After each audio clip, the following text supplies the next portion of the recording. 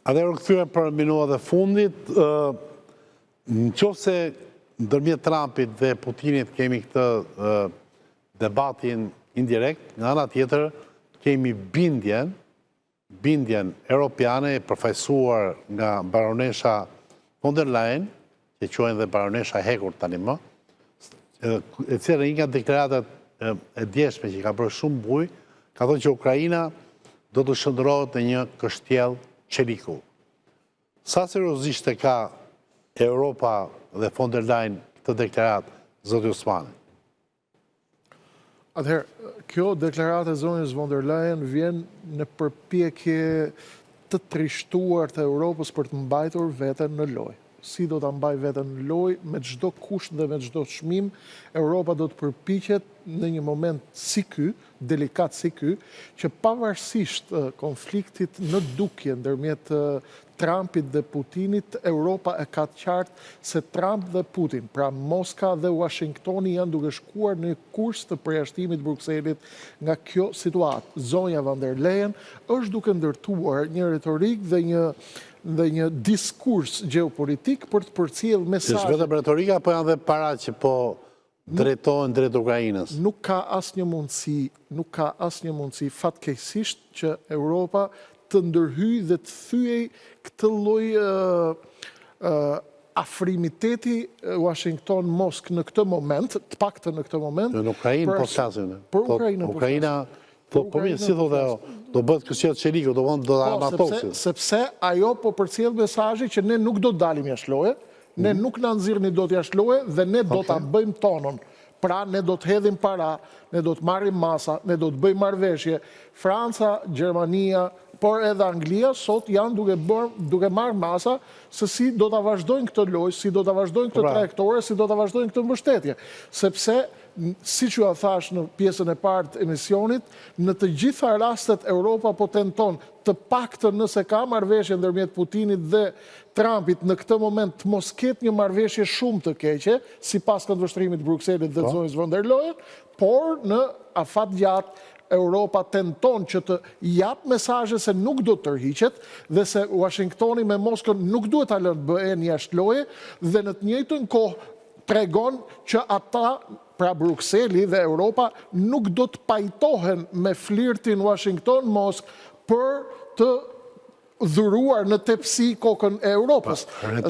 Retorik apo aksion politik? Jo, është aksion politik i cili niset me retorik dhe vërtetësinë apo zbatueshmërinë e tij do ta shohim në vijim dhe kjo do të diktohet nga ritmi i marrëveshjes.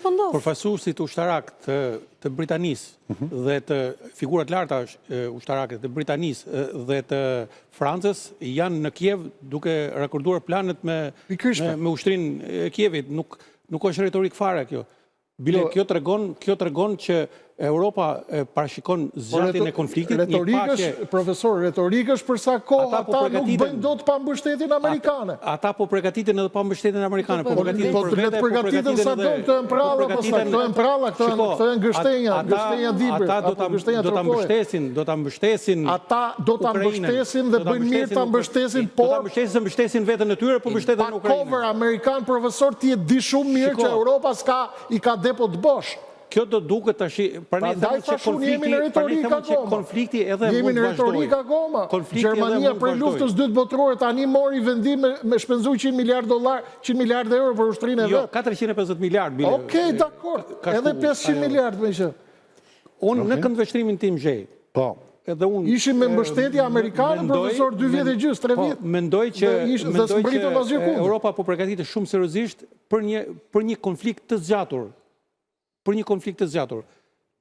Në pamje të parë, më kujton këto parullat që bëshim ne në kohën e regjimit diktatorial, që lik të bashkuar rreth partisë, apo e kena bën Shqipnin fanar në quës. Më vjen keq që e them këtë, sepse do dosha një Evropë vërtet fort, por Evropa është shumë e dobët, sidomos kur shohim që pararoj e kësaj nisme është Franca, që historia e saj konkrete politike ka qenë gjithmonë afër slavizmit. Nuk munden që luftën ta ndalojnë ose ta pushojnë ata të cilët e nxitën këtë luftë, që mund të ishte një luftë krejtësisht e evitueshme. Tani, Evropa Slavizmi thuati, po në parti e dojë Moskën. Se shkojnë... ka një... nuk është... Ja, flasim 300 vite para, ne flasim për 100 vjeçarin e fundit. Dërin Moska. Pikërisht sot, desha të thoja që është një ditë shumë e shënuar në historinë e Rusisë, 31 mars 1814, marrja e Parisit nga forcat ruse dhe përshëndetje Bonapartit. Si ishte ko, se jo të gjithë janë aq të vëmendshëm. Forcat ruse thot përsëri. Rithua edhe një të lutem. 31 mars të vitit 1814, forcat ruse u futën në Paris, morën Parisin dhe që nga jo kohë në fjalorin botëror ka hyrë fjala bistro. Bistro do me thënë shpejt. Kjo është mënyra kur kozakët rus ju thoshin francezët që të shërbenin në restorante. A, hyn basi... Bas Vaterlos. Ikën shumë shpejt nga Parisi, nuk ndejtën shumë. Por për atë që ndejtën, aty u zhvillua ajo rjeti i restoraneve bistro në Francë. A sa bue, e themi ne se nga linin sa fjalë. Oke, kjo është misha puno. Do thonë, hedh një pigment, hedh një esencë, dhe di pastaj fillon e ri përpunon. Pra bistro e kanë sjellë në Paris kozakët. Ata, Taras Bulbat, që thoshim dikur, ha? Taras Bulbat, kozak ishte. Ashtu është. Oke. Enida si e gjykon, se kalova në këto, se është mrekullueshëm misha dhe më pëlqen shumë, baronesha Egur të themun, Ukraina do bëhet këshillë qeliku e ka thënë, pra Ukraina, pastaj Europa. Duket sikur ka një interes që të bindohet Ukraina në mënyrë që Rusia të ngjelet në Ukrainë, mos ketë, po themi, vende baltike e kështu gjërash në plan. Në fakt edhe në... Je dakord me Osmanin apo je në replik me Osmanin?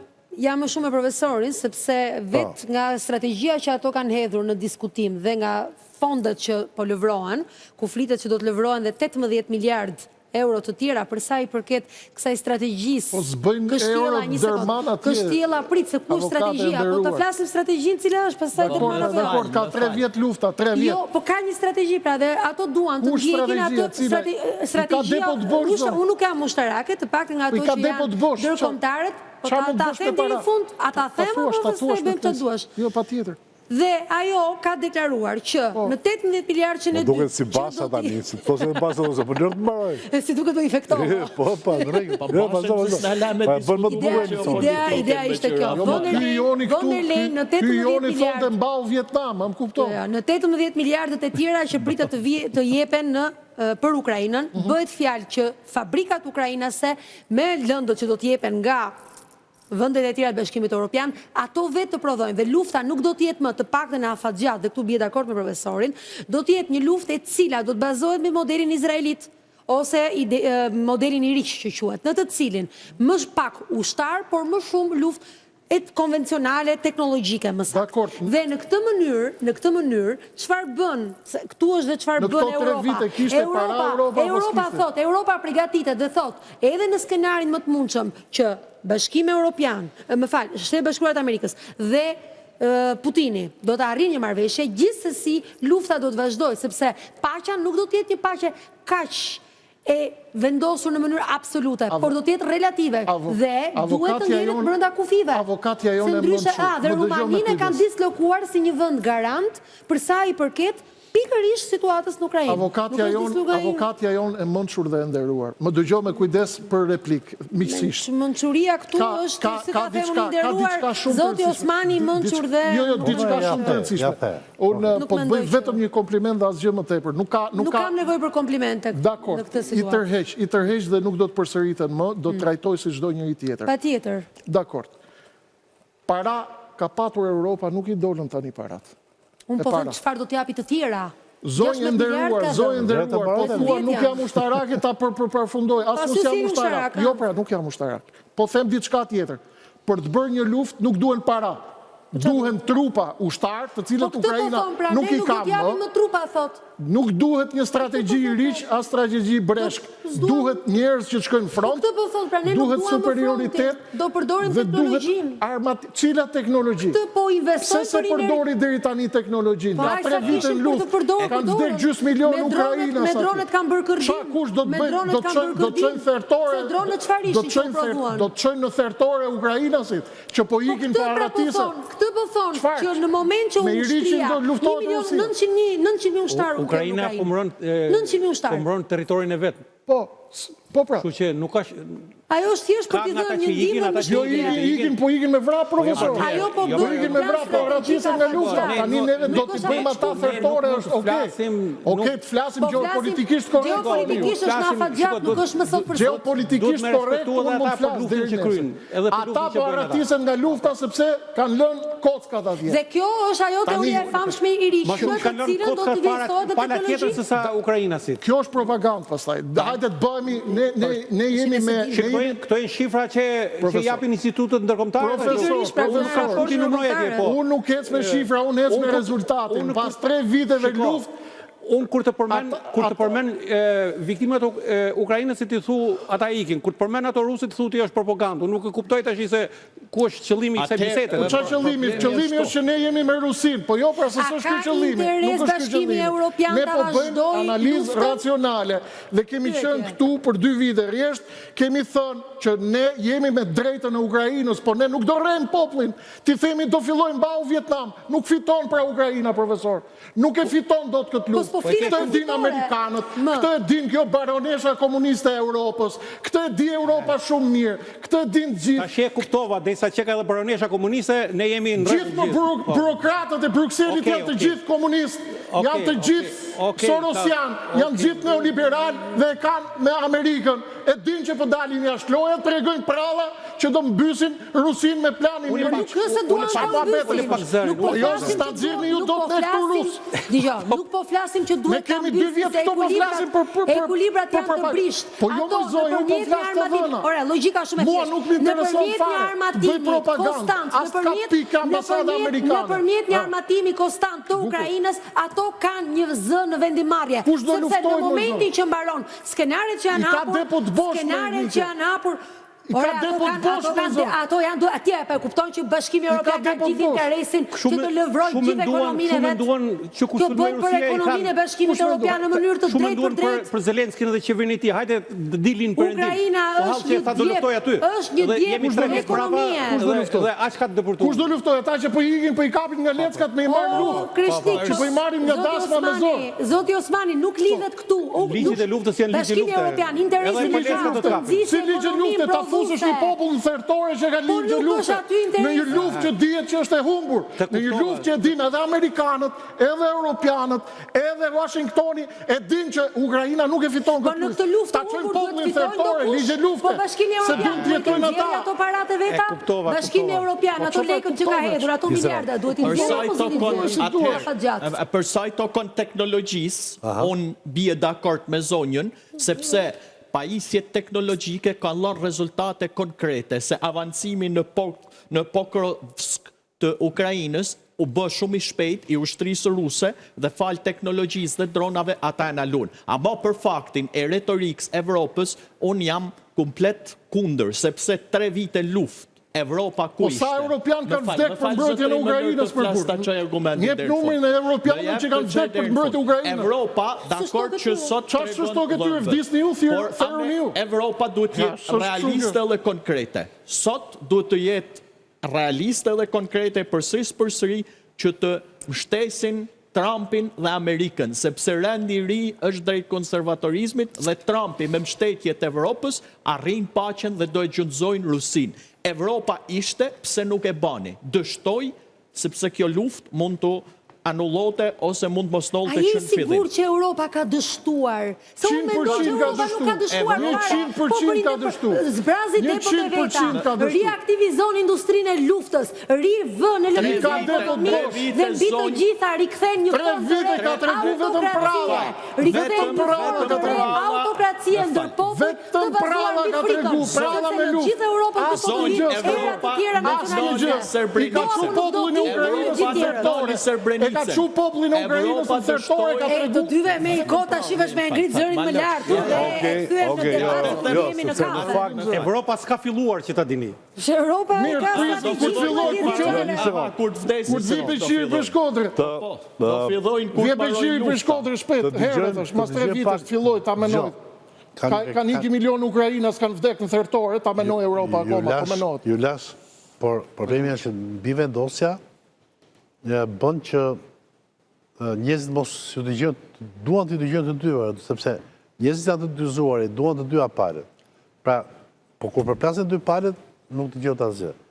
Zoti Shala, pse ishit pak ironik ndaj Osmanit në raport me këtë? Kristian Çeliku që thotë baronesha, pra baronesha një dje që ka origjina aristokrate, po pavarësisht. Na doli komuniste baronesha. Nuk kanë cikë, dhe... Ky është mendimi im, o zotri. Nuk mund malu dosh për mua që e kuptove ti se çfarë jam. Bazë ideologjike çdo personi që po gjithë burokratët e Brukselit pra ato janë të janë elitat liberale. Ti përgjigjem më fal, vetëm të vazhdoj të përgjigjem. Shprehja e saj ishte komuniste tipike. Po do të ketë kopju nga ne. Kush ishte? Shprehja e baronesës ishte komuniste tipike. Ka lexuar Engelsin, Marxin. Është tjellë Çeliku. O, zotë Pulluj, kur thua që ky është një burr i fortë, i ka muskujt për Çeliku, është komuniste? Jo, po se tha kështu. Po mi pa, Kristian Çeliku. Na kanë lexuar ato tona thua. Shkëm graniti në brigjet Adriatikut. Shkëm graniti, bravo. Shkëm graniti në brigjet Adriatikut. Bau Vietnam. Ata qilimin e poshtër atje. Po çan këto pravo? Unë mendoj që ajo ka domethënie sepse prej Çeliku janë tanket, topat, raketat. Kanë as i fishek në depozita, pas kanë thënë tani me. Të dëgjoj pak Ukrainë. Zoti Shala, po. Shiko, debati filloi për punën e shifrave. Shifrat nga institutet ndërkombëtare që as nga pala ruse as nga pala ukrainase flasin për një numër të konsiderueshëm ushtarësh rus të vrarë dhe të plagosur, shumë se sa Ukrainas. Paktën kështu janë deklaratë. Dhe unë nuk bi dakord me Kreshnikun, pavarësisht ai e ngriti zërin. Kjo nuk do të thotë që këtu kush e ngri zërin ka drejt. Nuk është se kush e ngri zërin ka drejt. Nuk kam ngrit zërin. Tash thjesht profesor aludova sepse ju ironizuat duke thënë se ju më kuptuat. Do më lesh flas unë tash sepse jo duhet ta dëgjoj njerëzit pra. Unë nuk e ngre zërin, unë e ngrita zërin sepse aluduhat që ju kuptoni me kë jam unë. Ju s'keni asnjë shans ta kuptoni me kë. Jo, jo, unë e kuptoj, di shumë mirë, di shumë herët se me kë je ti e me kë jam unë. Sikurse di dhe unë se kush je ti. Tashi, problemi... Sikur se di dhe unë kush je ti. Dhe po deshe hapi kartat kush je ti dhe kush jam unë. Tashi, problemi ti ishi... Jemi në fund e emisionit. Kam punu në vend tjetër, ti ke punu në vend tjetër. Po ti pra, edhe unë e di se ku ke punu ti pra ndaj. Tashi, do bëjmë një emision për hapin e kartave. Po më ta hapim kur dush. Unë po përgjim dhe thash... S'ke shans ti me kuptu se kush jam unë. Mirë. Dakor, mos e kalojmë personale. Po deshe personale, flasim personale. Me letra, me çfarë doni ju. Në këndvështrimi... S'kemi kohë, se po të kishim kohë do kësha lënë të taconit dhe e punë. Po. Unë nuk kam marrë të ndaj arat këtu, as me Kreshnikun, as me asnjë. Bile, unë fola me tonë shumë qetë. Je i qetë, po. Nuk kam se merë. Në këndvështrimi, bile unë thash, unë po më shtesja variantin evropian.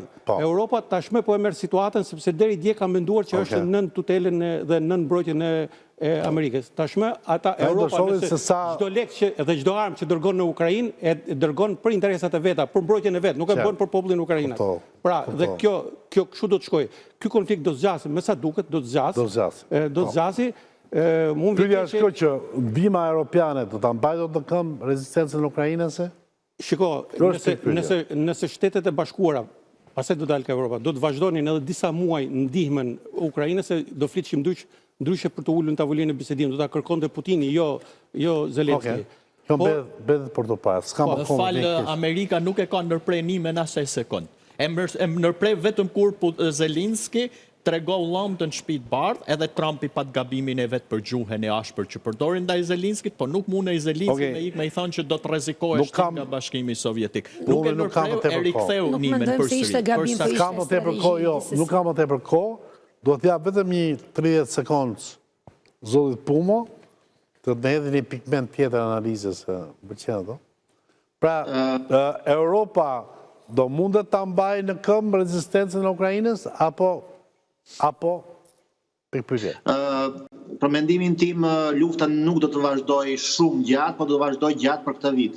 Ndoshta nga fundi i këtij vitit do të duken shenjat e paqes dhe nuk do të provohet aftësia e Europës për të mbajtur gjatë në luftë Ukrainën. Faleminderit Pumo, faleminderit zoti Osmani, faleminderit zoti Pumi, faleminderit Enida dhe faleminderit zoti Shala. Kuja? Okej. Kjo që të qenë që shkata e për sot, pjesë të parë patëm kryetarin e Partisë Euroatlantike Lulzim Basha. Dhe pjesë e dytë, munduam të dekryptojmë situatën çfarë ndodh por rreth nesh në planetin ku jetojmë, i cili po kalon vërtet momentet vështira, por dhe rikonceptuale. Natë mirë nga Onar Tuzhej, mirupafshim.